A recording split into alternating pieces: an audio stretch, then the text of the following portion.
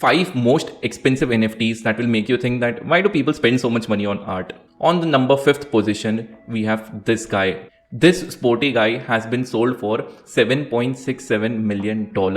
On number 4, we have a similar NFT from the same collection, and just the difference is that this guy is wearing a hat now. And this one was sold for $11.75 million. On number 3, there is this video of a 3D moving sculpture. It is not the real sculpture, it is actually just a video of a 3D moving sculpture. And this video was sold for $30 million. 30. On number 2, we have this image. This image is basically a collection of all the digital arts that the artist has created. It is the same artist as before, and this image was sold for $69 million.